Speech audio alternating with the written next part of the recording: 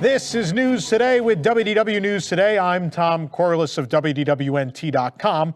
Please like this video, subscribe, and hit the notifications bell to make sure you never miss the latest from all of the Disney theme parks around the world. Here now is the news for December 5th, 2022, Walt Disney's birthday. When guests visit Walt Disney World, it's incredibly common to see them whip out their phones to capture the moment. Unlike other Orlando theme parks such as Universal Orlando Resort, filming on attractions at Disney World is typically allowed, but now things are changing. Disney has put out signage at the Magic Kingdom's Space Mountain, which indicates that guests are no longer allowed to film or hold their phones while they ride. This rule applies for any handheld items, loose articles, as well as items such as phones and cameras. Items are required to be stored during the duration of the ride in either a bag or the pouch attached to the ride vehicle. These signs are visible in the entryway of the attraction. They're also appearing prior to boarding. It seems that filming on the attraction is not the main cause for concern, but rather the safety of guests riding the roller coaster. Cast members noted that there have been a few incidents of guests dropping their items while the ride is in motion, which has created a cause for concern for other riders. Considering multiple coasters are moving at once with riders above and beneath each other constantly, it's easy to understand how dropping an item could potentially harm someone else riding the attraction. Obviously, also with that kind of force, I've seen rides where people drop stuff and then it flies backwards into the rows behind you. I think there's probably some videos on YouTube, I think I've seen them, of like big Six Flags roller coasters where someone like loses the phone, but someone a couple rows back catches it. I've seen that happen.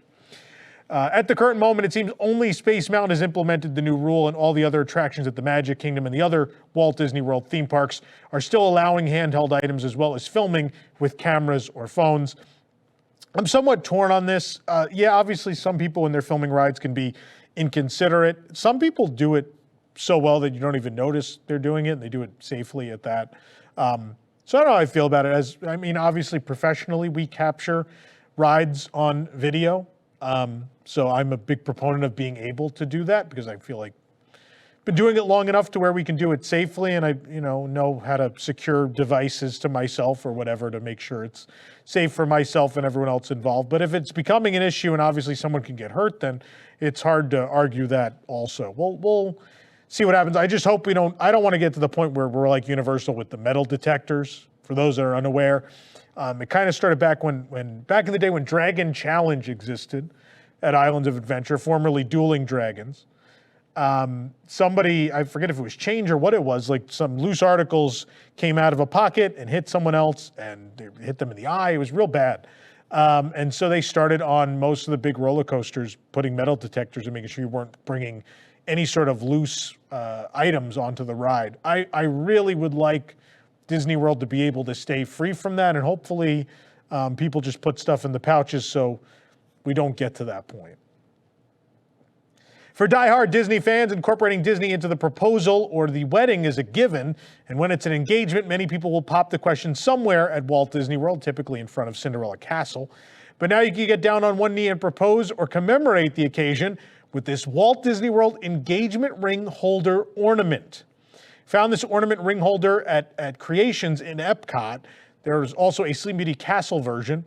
Both can be found on shopdisney.com as well. It's $44.99. The engagement ring ornament comes in a heavy-duty decorative dark blue box it's printed with gold snowflakes and decorative Mickey heads. And opening the hinged lid, the ornament is protected with padding on the inside of the lid and a removable padded tray to protect the top of the castle. Obviously, it's resin, it's breakable. So the ornament has the castle on top, and around the middle, where the ornament opens up, is a gray decorative band and a rose clasp. And below it is a silver plate with Walt Disney World engraved on it and rhinestone details. It also comes with a magnetic closure and a blue grosgrain ribbon. And opening up the ornament on the inside top portion of the lid is a mirror and the inscription, "Will you marry me?" which apparently I think is in the first font that popped up when they opened the app. Running along, it's the most basic font, but it runs along the rim of the lid, and a decorative faux removable ring rests on a velvet ring holder. The idea here is that you would take this ring out, put the real one in, and after proposing, replace it with the prop ring and then hang it on the tree.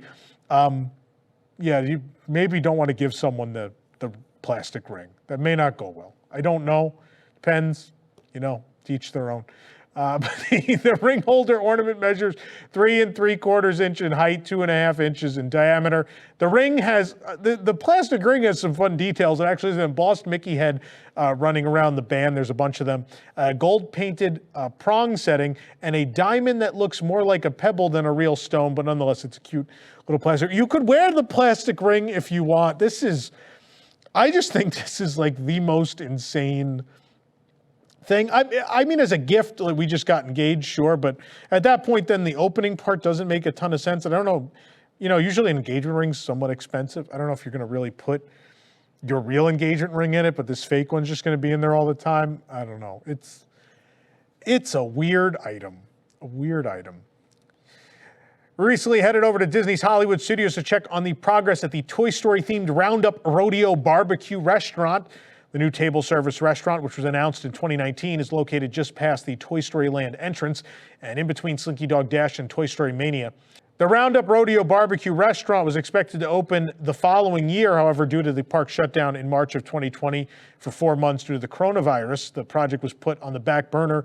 And in the spring of this year, we began to see signs of progress on the site. And in September, scaffolding went up and work seemed to be kicking into high gear. We finally started to see some elements found in the concept drawing starting to appear in the facade of the restaurant. And now sticking up above the scaffolding and the tarps are white flags. No, they're not giving up on the project.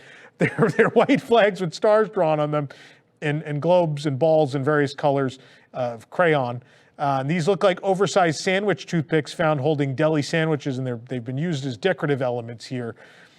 Disney has yet to give an opening date for the restaurant. It was announced to open earlier this year. That is clearly not going to happen at this point. Fantasmic dining packages are now available at the restaurants in Disney's Hollywood Studios, and we were in search of the best bang for your buck. So we went and tried 4 out of the 5. The reason we didn't do Hollywood and Vine was, you may remember, just a couple weeks ago, we went and reviewed all the meals at Hollywood and Vine anyway. It's not going to be different, so go check those reviews out. But we do now have reviews of the Hollywood Brown Derby, Sci-Fi Dine-In, Mama Melrose, and 50s Primetime. All of those packages we went and reviewed. There will be a lengthy video coming out in the next few days here on the channel as well for you to watch. So please go check those out. A lot of time, a lot of work, and a lot of money went into those. So please give them a read. This program is brought to you by our official travel agent sponsor, the Vacationeer, the engineers of your next magical vacation. Sit back and let their team of vacation planning experts craft your family's next magical Disney trip. The best part, their services are free. Visit WDWNT.travel for details. Unwind this winter with the in-holiday fashion cocktail from the Oasis Canteen at Disney's Hollywood Studios. The small bar is next to Echo Lake, near the Indiana Jones Epic Stunt Spectacular, and of course, our beloved Gertie the dinosaur.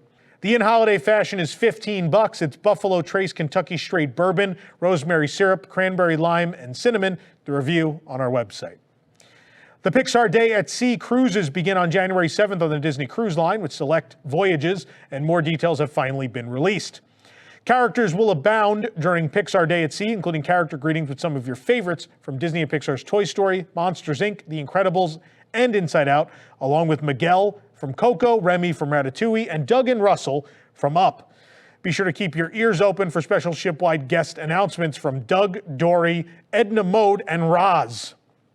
Another way to celebrate the friends you've met throughout the day is the Pixar Pals Celebration, an interactive high-energy deck party extravaganza in the early evening featuring many of your favorite Pixar pals.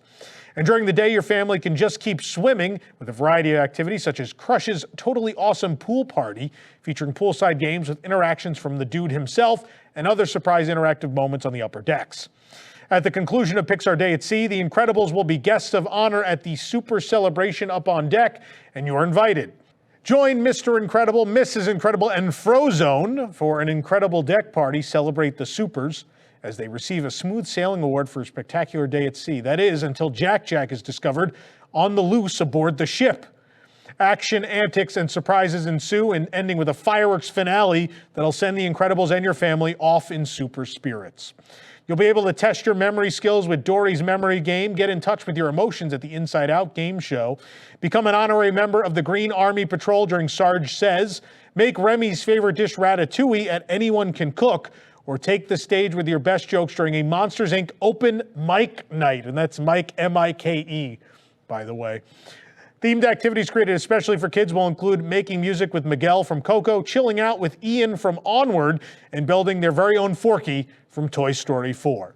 These experiences are in addition to the previously announced details, including a new interactive character dining experience hosted by Sheriff Woody, Jesse, and Bullseye, which will kickstart the day with sing-alongs, cowboy serenades, and all the country breakfast fixins. Families will enjoy a Pixar-themed dinner with dishes inspired by the Pixar Animation Studios' California locale. And guests will immerse themselves in undersea magic while dining in Animator's palette with visuals from some of their favorite Finding Nemo friends, including interactive conversations with Crush. There will also be a first-of-its-kind theatrical experience bringing to life the beloved story of Miguel and his family from Coco through live music and puppetry. At Pixar Film Festival, exclusive merchandise and photo opportunities will also be available. That sounds like a lot. I really want to go, thinking about it. During a recent trip to Tokyo Disney Resort, we stayed in a standard floor Chippendale-themed room at the Disney Ambassador Hotel. The hotel is themed to America in the 1930s during the golden age of Hollywood. It features elegant Art Deco designs and a variety of guest rooms themed to Disney characters. In this case, the room is themed to those beloved chipmunks, Chip and Dale, and as well, their lovely female friend, Clarice. You can watch our full video tour of the room right here on our channel. There's also a photo tour now up on our website.